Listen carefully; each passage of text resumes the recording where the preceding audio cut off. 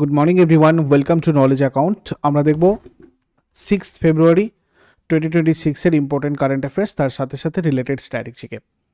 যেমন আজকে প্রথম প্রশ্ন, 2026 সালে মর্যাদাপূর্ণ গ্লোবাল টিচার প্রাইজ কে জিতেছেন? গ্লোবাল টিচার প্রাইজ এটা জিতেছেন রুবেল নাগি। দেখো, ভারতীয় শিক্ষক আর সমাজকর্মী এই রুবেল নাগি মর্যাদাপূর্ণ গ্লোবাল টিচার প্রাইজটা জিতেছেন। 5 ফেব্রুয়ারি দুবাইয়ে একটা অনুষ্ঠানে তাকে এই সম্মানটা দেওয়া হয়। এই পুরস্কারে $1 মিলিয়ন এবং প্রায় 8 কোটি টাকার বেশি, যেটা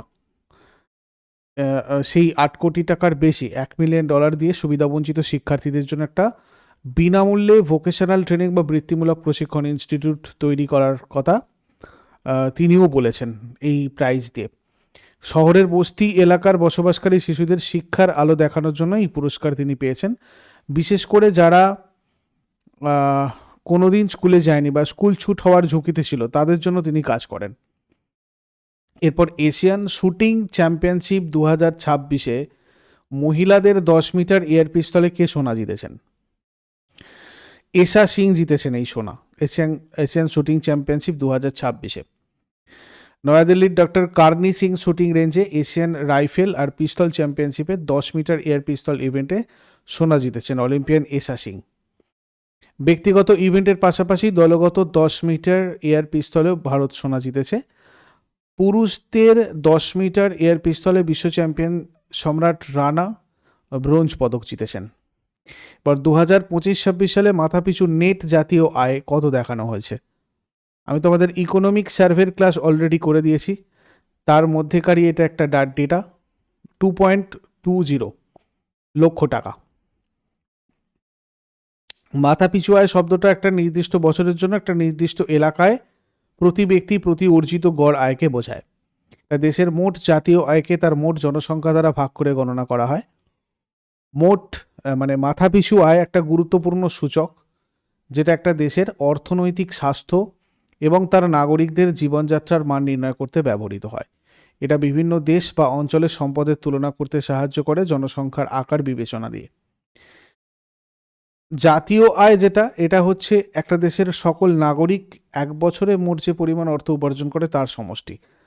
আর দেশের মোট জাতীয় আয়কে ওই দেশের মোট জনসংখ্যা দিয়ে ভাগ করলে আমরা পার ক্যাপচা ইনকাম পাই।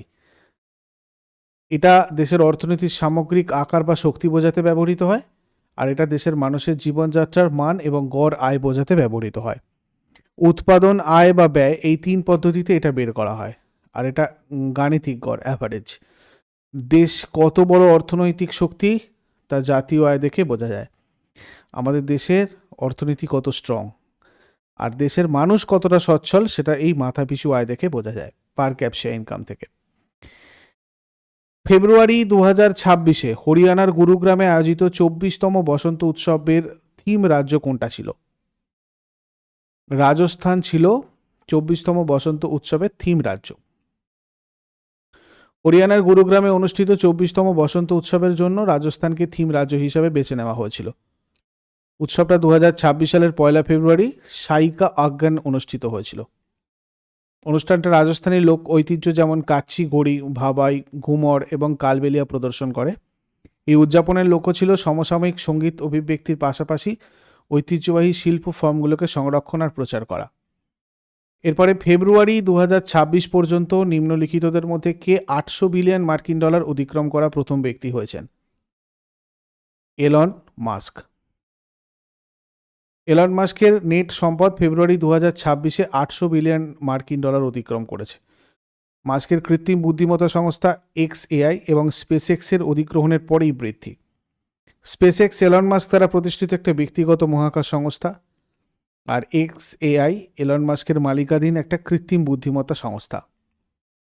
ভারতের নির্বাচন কমিশন 2026 সালের ফেব্রুয়ারিতে নতুন দিল্লির ভারত মণ্ডপমে রাজ্য নির্বাচন কমিশনারদের জাতীয় সম্মেলনের আয়োজন করেছিল। তো কত বছর পর এই সম্মেলন ভারতে আয়োজিত হয়েছে?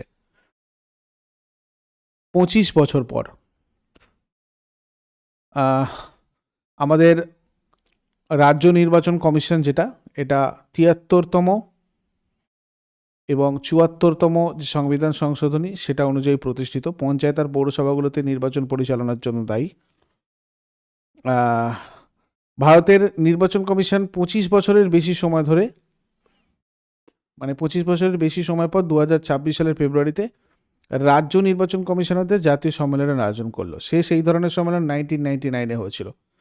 2026 সালের সম্মেলনটা নতুন দিল্লির ভারত মণ্ডপমে হয়েছে, যার লক্ষ্য ছিল ভারতের নির্বাচন কমিশন আর রাজ্য নির্বাচন কমিশনগুলোর মধ্যে সমন্বয় জোরদার করা। এটা একটা সাংবিধানিক সংস্থা, ভারতের নির্বাচন কমিশন, যেটা ভারতের নির্বাচন পরিচালনার জন্য দায়ী। ভারতের সংবিধানের 326 ধারার বিধান অনুযায়ী কাজ করে। এরপর রেল লাইনে হাতির চলাচল শনাক্ত করতে কোন ধরনের সেন্সর ব্যবহার করা হচ্ছে? Acoustic sensor. রেল লাইনে হাতির মৃত্যু রুখতে ভারতীয় রেল এআই চালিত ইনস্ট্রুশন ডিটেকশন সিস্টেম চালু করেছে। রেল লাইনের পাশে থাকা অপটিক্যাল ফাইবার কেবলে বিশেষ অ্যাকুস্টিক সেন্সর বসানো হয়েছে। এই সেন্সরগুলো হাতির পায়ের আওয়াজ বা কম্পন শনাক্ত করতে পারে। লাইনের কাছে হাতির উপস্থিতি ধরা পড়লেই সঙ্গে সঙ্গে লোকো পাইলট মানে ট্রেন চালক, স্টেশন মাস্টার এবং কন্ট্রোল রুমে অ্যালার্ট চলে যায়, ফলে ট্রেন থামিয়ে বা গতি কমিয়ে দুর্ঘটনা এড়ানো সম্ভব হয়। বর্তমানে উত্তর পূর্ব সীমান্ত রেলওয়ের 141 কিলোমিটার এলাকা এই প্রযুক্তির আওতায় রয়েছে। এরপর reclaiming incredible, a blueprint of India tourism's unclaimed throne শীর্ষক বইটা কে লিখেছেন, যেটা ভারতের $1 ট্রিলিয়ন পর্যন্ত পুনরুজ্জীবনের জন্য একটা রূপরেখা তুলে ধরে? নবীন কুণ্ডু। এটা 2047 সালের মধ্যে $1 ট্রিলিয়ন পর্যটন অর্থনীতি অর্জনের জন্য একটা কৌশলগত রোডম্যাপ উপস্থাপন করে। এটা ভারতীয় পর্যটনের জন্য আধুনিক যোগাযোগ কৌশল এবং বিশ্বব্যাপী বিপণনের উপর জোর দেয়।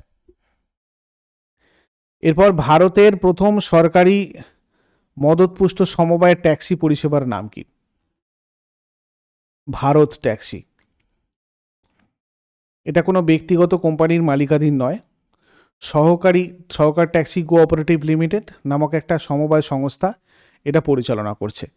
এখানে ড্রাইভাররাই মালিক, প্রতিটা ড্রাইভারকে এখানে সারথি বলা হয়।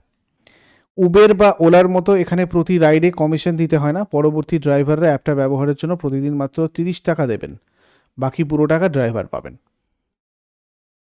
5ই ফেব্রুয়ারি নতুন দিল্লিতে কেন্দ্রীয় সমবায় মন্ত্রী অমিত শাহ ভারত ট্যাক্সি অ্যাপের আনুষ্ঠানিক উদ্বোধন করেছেন। এরপর 2026 শীতকালীন অলিম্পিক কোথায় অনুষ্ঠিত হতে চলেছে? ইটালিতে। ভেন্যু ও লোকেশন, ইটালির মিলানো কার্টিনা গেমসে আলপাইন স্কিইংয়ের ইভেন্টগুলো 2 আইকনিক স্থানে হবে। Cortina d'Ampezzo Tofane Alpine skiing centre, এটা মহিলাদের ইভেন্ট, আর পুরুষদের ইভেন্ট হচ্ছে বর্মিওর স্টেলভিও স্কি সেন্টার। দেখো, উইন্টার অলিম্পিক গেমস 2026-এ মিলান অ্যান্ড কার্টিনাতে হবে ইটালির, 2030-এ ফ্রেঞ্চ আল্পস ফ্রান্স, আর 2034-এ সল্ট লেক সিটি ইউএসএতে হবে। এরপর যুবা সহকার আর স্বয়ং শক্তি সহকার যোজনা কোন মন্ত্রকের অধীনে কাজ করে? সমবায় মন্ত্রকের অধীনে কাজ করে। এনসিডিসির নতুন উদ্যোগ যুবা সহকার আর স্বয়ং শক্তি সহকার যোজনা। এই প্রকল্প দুটো বাস্তবায়ন করছে এনসিডিসি, মানে হচ্ছে ন্যাশনাল কোঅপারেটিভ ডেভেলপমেন্ট কর্পোরেশন, যেটা কেন্দ্রীয় সমবায় মন্ত্রকের মানে মিনিস্ট্রি অফ কোঅপারেশনের অধীনে একটা সংবিধিবদ্ধ সংস্থা। ভারতের সমবায় ব্যবস্থার নতুনত্ব আনা এবং প্রান্তিক স্তরে কর্মসংস্থান তৈরি করাটাই হচ্ছে লক্ষ্য।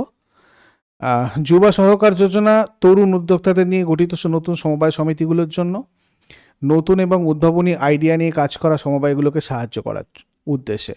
আর স্বয়ং শক্তি সহকার যোজনা মূলত মহিলাদের অর্থনৈতিক ক্ষমতায়নের জন্য, মহিলাদের দ্বারা পরিচালিত সমবায়গুলোকে স্বাবলম্বী করে তোলার উদ্দেশ্যে। আগের দিনে হোমওয়ার্কগুলো দেখে নেব। কোনটি উজ্জ্বলতম গ্রহ? এটা হয়ে যাবে শুক্র। আর দামোদর উপত্যকায় কোন ধরনের কয়লা পাওয়া যায়? এটা হয়ে যাবে বিটুমিনাস। আর আজকে তোমাদের জন্য প্রশ্ন থাকবে, সূর্য সিদ্ধান্ত গ্রন্থটা কে রচনা করেন? আর ভারতের ম্যানচেস্টার কাকে বলা হয়? শেষকালে কমেন্টে জানাও। চট করে আগের দিনেরগুলো কুইক রিভাইজ করে নেব। যারা যারা লাইভ রয়েছো অ্যান্সার করার চেষ্টা করো। 5 ফেব্রুয়ারি 2025-এর কোয়েশ্চেন্স। 2026 সালের ফেব্রুয়ারিতে কাবা কিয়ানো কোন মহাদেশের সর্বোচ্চ শৃঙ্গ মাউন্ট অ্যাকনগুয়া জয় করেছেন? দক্ষিণ আমেরিকা। ভারতের বৃহত্তম ইস্পাত উৎপাদনকারী সংস্থা সেল কত বছরের জন্য গ্রেট প্লেস টু ওয়ার্ক শংসাপত্র পেয়েছে? 1 বছর। 2025-26 অর্থবর্ষে দেশে মোট কত গিগাওয়াট নবীকরণযোগ্য শক্তি ক্ষমতা স্থাপন করা হয়েছে? 38.61 গিগাওয়াট। ইউডিআইএসি প্লাস 2024-25 অনুযায়ী ভারতের মোট বিদ্যালয়ের সংখ্যা কত? 14.71 লক্ষ। ভারতের প্রথম আঞ্চলিক গ্রামীণ ব্যাংক হিসাবে কোনটা কো ব্র্যান্ডেড রূপে ক্রেডিট কার্ড চালু করেছে? ত্রিপুরা গ্রামীণ ব্যাংক। 2026 সালের 3 ফেব্রুয়ারি ডিআরডিও কোন অত্যাধুনিক মিসাইল প্রোপালশন প্রযুক্তির সফল পরীক্ষা করেছে? Solid fuel ducted ramjet. প্রতি বছর কোন তারিখে বিশ্ব ক্যান্সার দিবস মানে ওয়ার্ল্ড ক্যান্সার ডে পালন করা হয়? 4 ফেব্রুয়ারি। আসামের কোন বিখ্যাত মন্দিরের জন্য 213 কোটি টাকার রোপওয়ে প্রকল্পের অনুমোদন দেওয়া হয়েছে? কামাখ্যা মন্দির। ষষ্ঠ ব্যাডমিন্টন এশিয়া টিম চ্যাম্পিয়নশিপ কোন দেশে অনুষ্ঠিত হচ্ছে? চীন। 2026 সালে গ্র্যামি অ্যাওয়ার্ডসে প্রথম স্প্যানিশ ভাষার অ্যালবাম হিসাবে কোনটা অ্যালবাম অব দ্য ইয়ার জিতেছে? দেবী তীরার মাস ফটোজ। এমওএসপিআই এর অধীনে কোন সংস্থা 2026-27 সালে ভারতের অভিবাসন সমীক্ষা পরিচালনা করার প্রস্তাব দিয়েছে? জাতীয় পরিসংখ্যান কার্যালয়। এগুলো ছিল আগের দিনের কোয়েশ্চেন্স। ইউজফুল বলে মনে হলে অবশ্যই সবাই লাইক করো, শেয়ার করো বন্ধুদের সাথে। প্রতিদিন সকাল 6টার সময় ডেইলি কারেন্ট অ্যাফেয়ার্সের আপডেটের জন্য নলেজ অ্যাকাউন্টকে সাবস্ক্রাইব করে বেল আইকন প্রেস করে অলে ক্লিক করে রাখো। Thank you so much, take care, have a great day.